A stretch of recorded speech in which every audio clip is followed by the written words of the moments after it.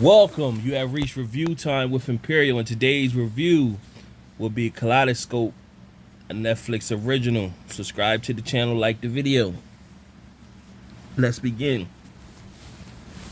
Well, I've been, as you can see right here, this launched on Netflix January 1st, and I just kept seeing it on my feed on Netflix, like the trailer. And most of us that's into all these shows and movies, everybody can enjoy or appreciate a good heist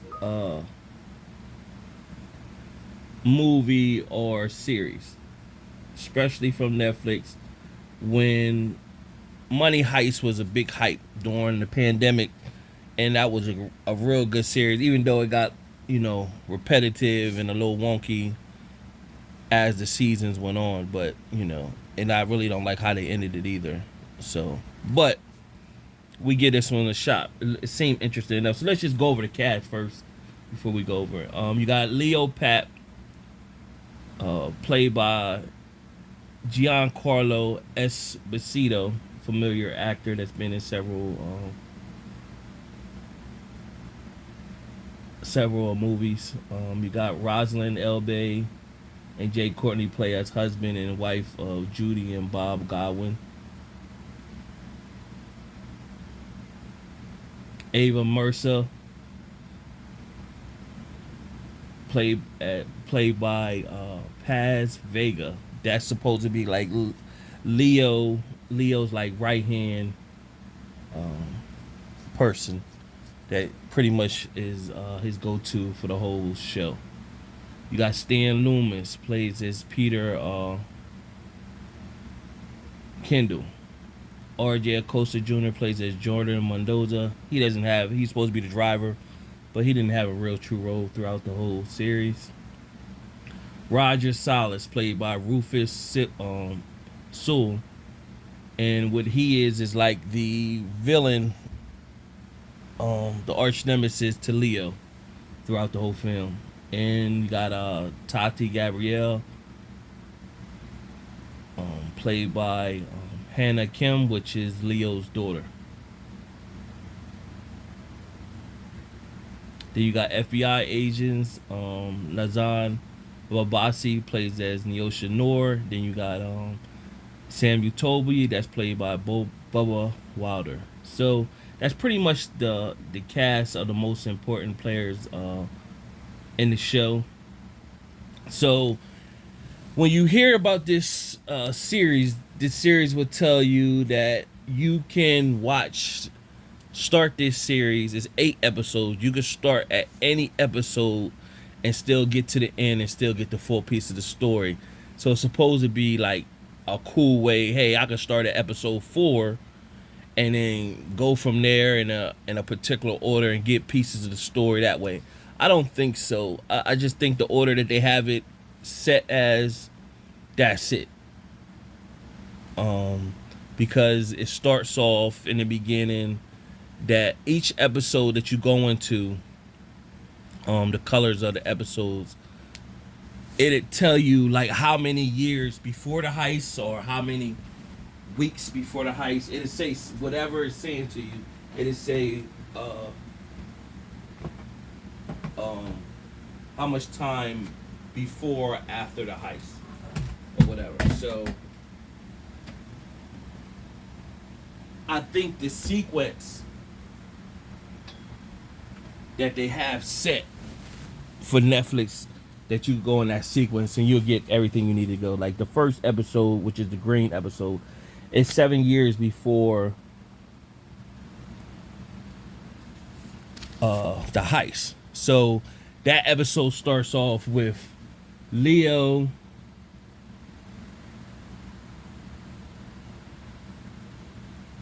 and Stan in prison together. Stan is running. He's running.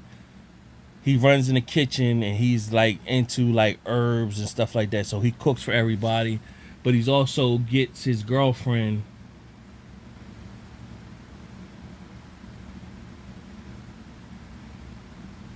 Judy to bring in contraband and she got her own techniques now. Her background is her dad used to be like a chemist, so she picked up things from her dad, and she pretty much wears like fake nails that can be dissolved into like drugs, LSD and stuff like that. So he had an operation going on. Meanwhile, Leo is in jail. He like the OG in jail, and he has it in his mind he needs to break out of jail. So they come up with a plan to break out of jail. Stan has 6 months till he's out of jail, and he like, nah, man, I can't be with you on this. I'm almost out, and if I don't, but then he seen his girl show up to. He needed chips, not chips like the bag of chips, like chips for like devices.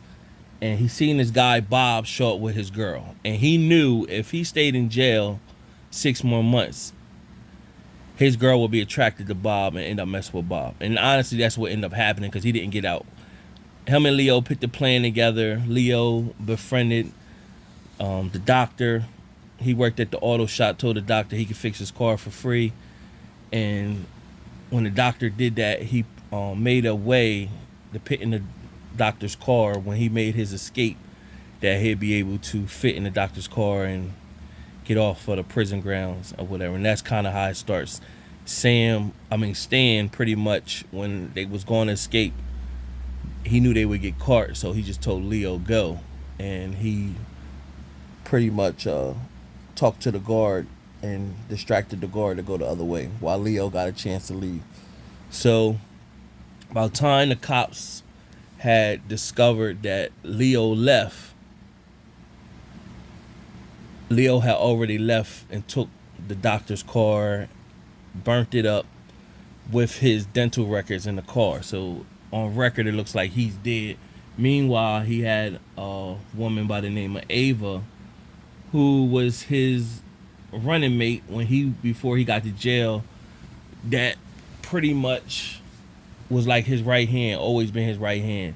And so with this, of course, with most stories, they telling you parts and it jumps all around the whole. Each episode either goes backward or forward. It jumps all around the episode. So each episode is a color.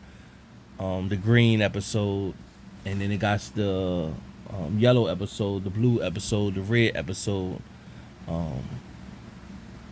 The last two episodes, you got the pink episode is number 7, and the white episode is number 8.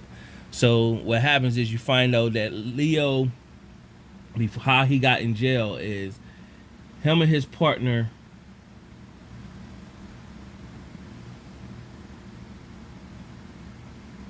What's his partner's name? Pardon me. Let me get his partner's name. Roger. Him and his partner Roger was doing their own mini heist. They would find rich people, find out where they had safes. Roger would befriend them. Leo would slide in, get to their safe, get their jewelry, and that was how they were making their living. Meanwhile, Leo had a wife and he had a daughter, and they were looking to get out of the game. And when they did, he was starting his own business. When he did start his own business, of course, most small businesses is rough.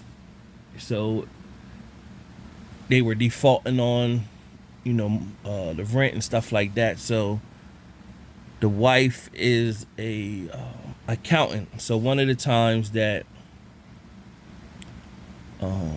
he told Roger he's done, pretty much he's done, and he need to go legit. So Roger's he wasn't feeling it, but he was like, okay. So the wife took the daughter to work with her one day. The daughter got lost, and when the daughter got lost, the wife ended up getting in trouble, and the man that worked with her pretty much was berating her, and he snapped and then got the wife fired. And so that kind of pushed him like, I need one more score. And the wife was like, you need to stick to it. So he was pretty much thinking, I gotta get one more score.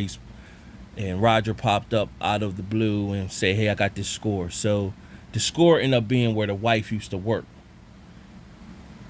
He's thinking the wife is at home with the daughter, while he's going to get this last score. And the wife, old boss, ended up calling her into work because whoever he had doing the accounting work fumbled the ball. So now the wife is going to where Leo and Roger is get ready to rob. So, and of course, it done robbing the jury that at this event, their cover got kind of blown. So when it got blown, they set the place on fire and it went up in the smoke. So you kind of seen what was going to happen. The wife, when she works, she puts headphones on so she could concentrate and she don't hear the noise and everything. So she could pay attention to detail. So of course she couldn't hear that the noise that everybody, the commotion everybody was making, that it was a fire. So when Leo and Roger made their way out of the building after everybody was frantic because the building was on fire, Leo seen his wife's car. So that triggered him like, oh, she's in there. So he goes and run. When he goes to trying to find where his wife at, he sees her collapse. Now, where he could see her at is like bars in between them. So what happens is Roger's on the opposite side of where the bars is, and he's in where his wife is. So he like, don't worry, because she's going to pass out from the smoke from the fire. Instead of Roger going in there to help her, the cops was coming. Roger went self-preservation and he left. So Leo couldn't imagine he just did that. So Leo went running around the building to get back to where his wife was, and finally got in there with her and picked her up. By that time, she had damage, and it really never. And maybe it did, and I might have missed this. And if you watching this review, did the wife die? I'm not sure if the wife died, because what it showed is him at the hospital with his daughter, and it showed like his bond with his daughter. He taught her to always like stand up and be strong. They had this method that they would always do with each other, and he told his daughter that his friend Ava, that she's supposed to go with his friend Ava, never look back, and stand firm. Now he was breaking down in front of his daughter, but his daughter came in. His daughter Hannah came and said the words to him that he always said to her, basically for her to be smart and be strong and be brave. And so she did that, and she just walked straight and she never looked back. And Ava, at the same time of that, the cops were coming to grab him. So it never really, unless I missed something, never really said that if the wife actually died at that moment. I'm reckoning she did. So when Ava took Hannah and she put her with another family, and where he would never see her, so she could go up and not be affected by him. So he'd been in jail all this time. But when he got out of jail, fast forward, that was like the backstory of Roger and Leo, to understand why he got so much a grudge against Roger. Roger ended up getting into the security business, having a successful firm with security, and he hired Leo's daughter, Hannah, and he searched out for his daughter, put her on his payroll, and now she works for him. So that infuriated Leo even more. So Leo's mission is now to still get into Roger's vault that holds about $7 billion in stocks and bonds and stuff, and that's the heist of the whole series. Now, of course, if you're not doing these reviews by one, I'm summarizing everything in one video, so it might not do us justice, and it doesn't do justice when you take 8 episodes and do it in one video, and you just giving you an overall summary of what's going on. I'm giving you pretty much the plot. So then he formulates his crew. He went and got Stan, that used to be in his jail cell with him. Of course, he got Ava, which is his go-to. You find out that he rekindled with his daughter. He wrote her a letter, He told her who Roger was and why he had a gripe with Roger. So his daughter was the inside mole in the company, and she's real smart. He had Judy and Bob. So when Judy was Stan's girl that showed up, and she brought Bob there. Of course, he didn't get out in 6 months, and she ended up marrying Bob or whatever. So he brought both of them on. So that was part of the crew: Judy, Bob, Stan, Leo, the mastermind, Ava, RJ, which was the driver. He really didn't make no sense, and then Hannah. So they all linked up. Of course, he's telling them the plan, and when he's telling them the plan, they need to get some money, and so to get the plan going. So in their way of getting money, they had to rob a jewelry store in downtown New York, and then they pretty much robbed the jewelry store, got the jewelry, so they got the money for the heist. And so it's showing a bunch of different moments, flashbacks, and current day. Like I say, each episode say like 2 weeks before the heist. Like I said, the first episode was 7 years before the heist, and then to say 3 years before the heist. So it's just showing you different parts of the heist and how it gets built up. One of the parts is bringing the FBI agents, and then one of the FBI agents, Nazan Abashi, she was a young FBI agent. She got on drugs. She was in almost lost. Well, she did lose custody of her child, but she was a good agent. She just was on drugs at one point, so she was getting herself together. But she stayed connected and connected all the dots for this heist and pitting everybody together. And so she becomes key because she was able to follow and visit all the characters, saying that she's on to them. So plus she had a history with Ava as well. Now, the people whose money, I mean not money, bonds were in the vault was like higher, way high up in life people that you shouldn't be fooling with. So they made a mention that these are the type people that you could be walking on the street and a random person come and just touch you, and then less than 5 minutes later you walk somewhere and you catch a heart attack out of nowhere. They said that like maybe they say that somewhere in like episode 4 or 5 or something like that, where you can go on the rest of the episodes and forget that they said that, because that comes back and play in episode 8 in the white episode. So that was one breadcrumb. It was another breadcrumb. So after the actual heist go through, everybody, it shows the fallout of the heist before you see the revealing how everything went down. So you just see after the heist, nobody had the bonds. Everybody was blaming each other that they had the bonds and this person didn't have the bond, and they couldn't trust each other. So the team was falling apart. RJ, you knew something happened to him because he wasn't there at all.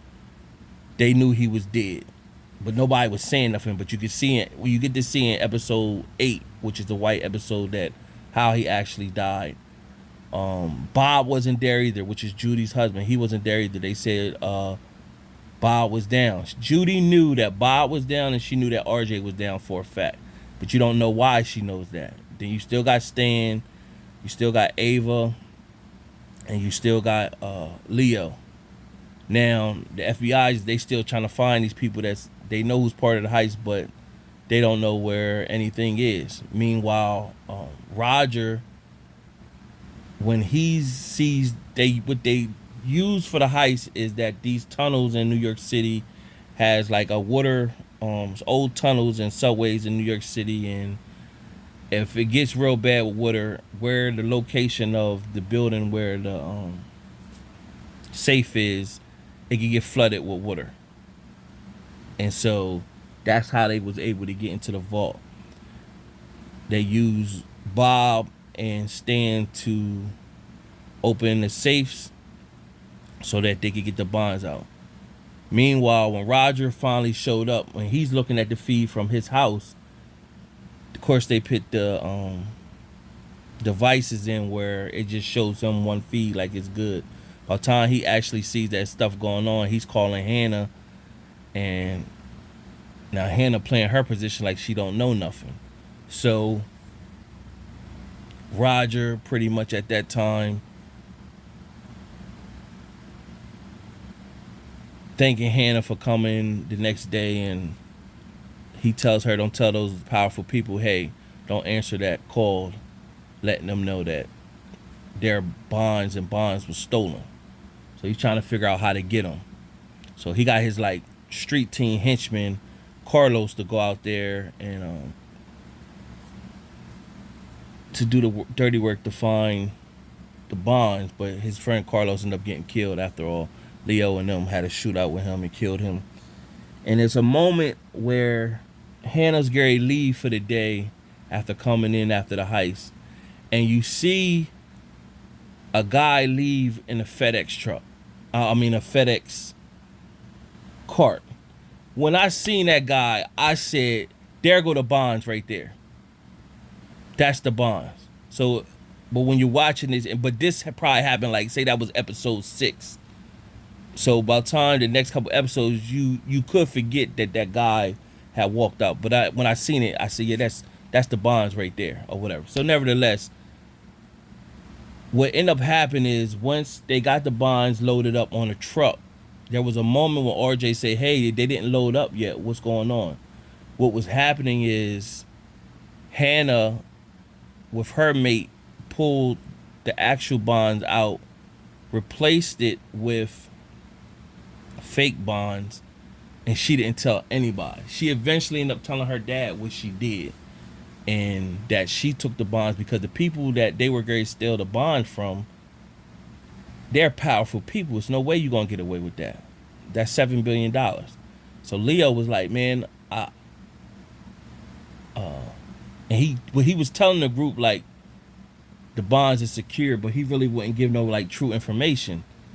But people were banking there, risking their whole life for these bonds. So that was like the messed up part. Like they was risking their lives and putting everything on the table for these bonds. Like it wasn't about the money for him and a few other ones that was about the money. It was more like about the thrill of everything. But some of them did need that money. So that was the messed up part, that they wasn't able to cap off the money. So what ended up happening, she did tell Leo, but he still wanted to let Roger know that he was the one who did it. So he left an emblem in Roger's safe that Roger would only know he was the one who had that. So Roger would be able to connect the dots. Roger, of course, got locked up for 20 years and probably only end up doing 8 years. Roger's, cooling his life. The powerful people already knew that the bonds got stolen, even though he didn't admit it to them, because Hannah had already made a deal with them or whatever. So, with that being said, Leo has, I think he has Parkinson's or something. His hands were shaking, and then it got 6 months later. It's an episode where it says 6 months after the heist. So it's real bad. They all in their own world. Leo ain't talking to him about nothing because he don't have nothing for him. Meanwhile, what you find out what happened to Bob, Bob was making fun of RJ. And then so RJ shot Bob in the butt. So he really didn't have much of a role, but they always kind of picking on him. And what happened is Bob was saying, Bob's character has always been like making fun of people the whole series. And RJ had the gun pointed at him where he scared he would shoot Bob. So Judy came out and Judy shot him and she killed Bob. And then they threw, she killed Bob. She shot RJ and then they threw RJ in the dumpster. Then from there, Stan came out. And when Stan came out, Bob looked at Stan and Bob started woofing with Stan. Of course, Judy used to be Stan's girlfriend, but now, of course, Bob and Judy is married. So Bob starts shooting at Stan. Stan ran off. And so when he went to go chase Stan, out of nowhere, Judy came with a crowbar and was choking Bob. And she put a hold on him. He couldn't get off her. So she just held it, and what she did was she crushed his throat. So he ended up waking up, but when he woke up, he couldn't breathe out of his throat, so he had to stab himself in the throat to get air. And then once he was able to get himself together, he got up and which ran. Now, what happens when you see all this is unfolding in episode 10, you see where Bob, he lived, he went and got two junkies, and he wanted to go on a warpath for revenge. So now he found out how to find Leo. He found out how to find Judy, and Stan got back together, and they've been on a run together. So he first went to Leo, and Leo was there with Ava and Ava's nanny that she was raised by. And of course, it showed Ava had all these guns. So Ava got all these guns all over the house, and she's shooting. She killed one of the crackheads, but then she was trying to shoot out with one crackhead, and Bob came behind her, clunked her, knocked her out, told her call Leo. So then they had Leo, Ava, and Ava's nanny on the couch, and they pretty much told them to set standing them up. Now this is where you start not liking the story, because the story like man, they could have did this better, but they didn't. But nevertheless, they set standing up. So at this moment, Bob is on his way. Now Bob got wounded because Ava's nanny stabbed him with an axe in his chest. So he's bleeding, but he's high off of cocaine. He's headed to where Stan and Judy is, but they don't know they think it's Leo. They don't know it's Bob, right? So what happened from here? Leo had a bag of cash, like 200,000. He told Bob just take and go about his business. Judy moved on. So Bob had that money in the car. Meanwhile, he told the other crackhead, hey, they all tied up. If I don't call you by 10 o'clock, kill them. So the whole night, the crackheads sleep. They all trying to cut their way out of the duct tape. So they eventually did cut their way out. Ava was the first one to get out. She went to go find a gun, and she went and found a gun, but the gun the gun ended up jamming on her. So meanwhile, Leo was still trying to get his way out. So they should have cut all each other all out first before they whistle. So what took place first is that the nanny went and took. This is where the writing got wonky and stupid. I didn't like how they wrote this. So the nanny took and was get ready, take a pillow to try to smother the crackhead. He woke up right when she was on top of her and blew her top off. He had a gun on him the whole time. Meanwhile, Leo was still trying to cut his way out. That part didn't make sense either. Nevertheless, it's like they were just trying to wrap this up. And this is all happening within like the last 17 minutes of the show. They just throwing this all together. And Ava went to aim and shoot the gun, and the gun just kept clicking. So of course he shot her like twice. Now he killed Ava. Then Leo finally got free. He had like a poker knife and just turned the crackhead around, just stabbed the crackhead up, killed him. Meanwhile, Bob finally gets to the destination where they at. Now, Judy, that was her husband. She know the kind of car he drive, how wild he drive. When she heard that drive, she pretty much was like, looking like, that sounds familiar to me. So while Stan was getting like some food, he's in La La Land or whatever, Judy is looking like something's off. So what ended up happening, the FBI on the back end, they're telling this whole situation. So what ended up happening is Bob ended up being surrounded by the FBI. Of course, he all cocaine. He's got 2 guns on him. They end up shooting him down. He died. Meanwhile, Stan is eating his food off in another world. Judy is looking like something's off. So she goes out and she sees the car. She know that's Bob's car. And so it's got these special writings that they wrote on the car, and it was those writings. So she looked in the car and she sees the money. So she grabbed the money, zipper it up. So now it shows her last scene. Stan is eating off in La La Land, and Judy has the bag of money, like 200,000, in an open road.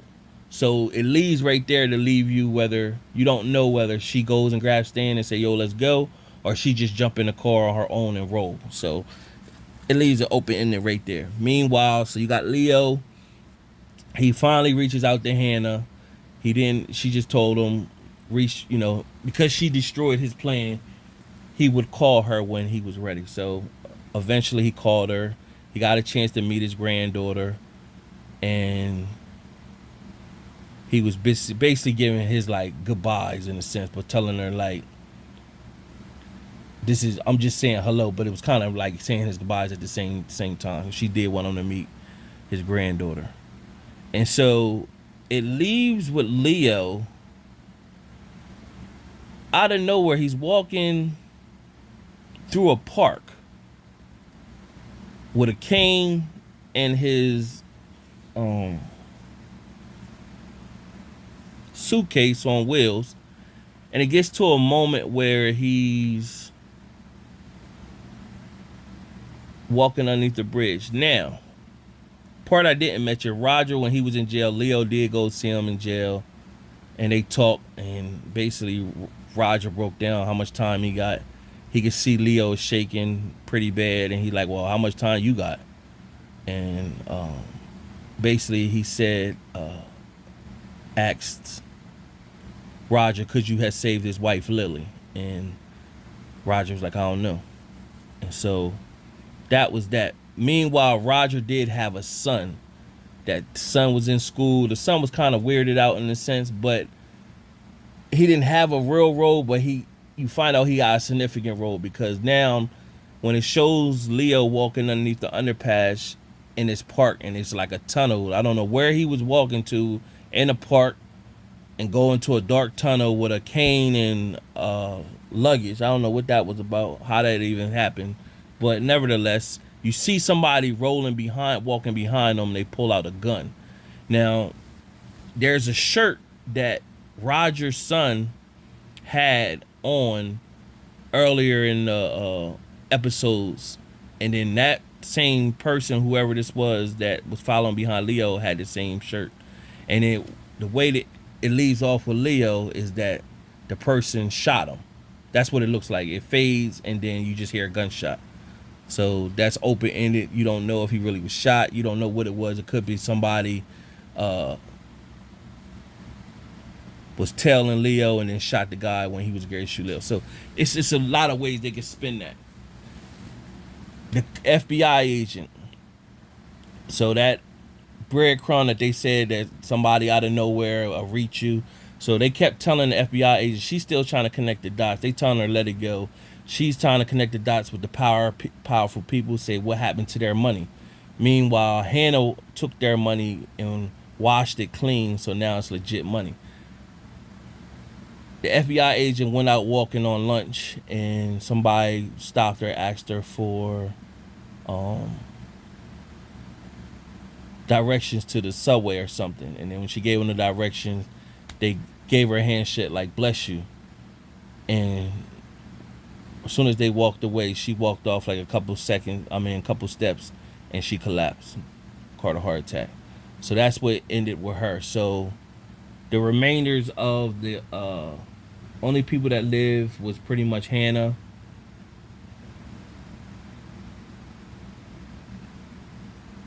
Judy, and Stan. Right now, it looks like Leo is dead. It looks like Bob is dead too, because they shot him up and he was bleeding out, but it just right there now, and it just shows the FBI surrounding him. We ought to assume Bob is dead at that point, but then this is you don't see no true death headshot. They could have just saved him, and then next time we see Bob, he's on IVs and whatever. I don't know how much viewership they're gonna get where it could become a season 2. It wasn't as good as Money Heist. It was a decent enough watch. Of course, I could depict it and say, I didn't like this. You don't. You always want to see the bad. You like the Money Heist because you got the chance to see the bad guys or the people that was doing the heist. End up winning and getting the heist. Or whatever. But nobody won in this matter, but Hannah. With Hannah. So it was overall a decent series. Check it out if you got the time. This review was long enough. Subscribe to the channel, like the video. Till next time.